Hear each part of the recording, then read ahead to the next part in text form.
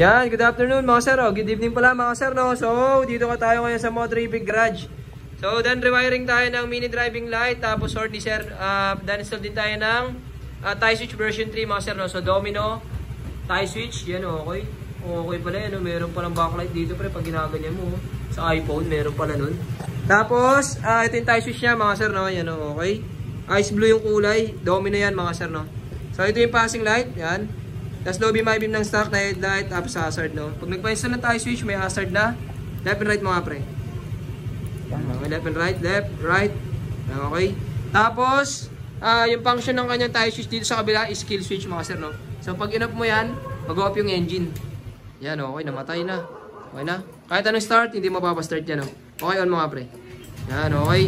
Ito naman yung backlight ng tie switch. Okay, yung kulay.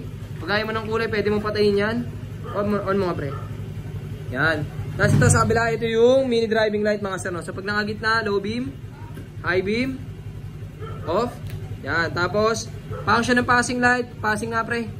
Okay, low beam, passing, high beam, may reversible passing mga sir, no? Yan, okay. Tapos starter niya mga sir, dito starter. Yan, okay.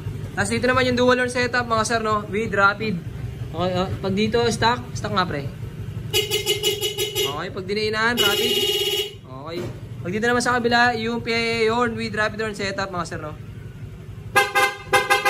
Okay, yan o. Grabe yung galing ng master team mag-install. Yan, tapos sa functions ng ilaw, explain ko ulit sa inyo. Low beam nga pre. High beam. Off. Yan, passing light mga sir, no? Low beam. High beam, yan. Okay, high beam. Passing light, yan o. Okay. Pwede nyo avail niya sa amin sa Motorific Garage na pa isa-isa lang mga sir. Hazard nga pre. Yan, okay. Yes, sir. Yun, tie switch nga pre, kulay. Off mo nga pre. Yan, okay. Yun lang mga sir, no? So, sa lahat ng gusto magpa-install at magpa-rewiring, PM nyo lang po si Motorific Garage. Yes, sir. 2 joints.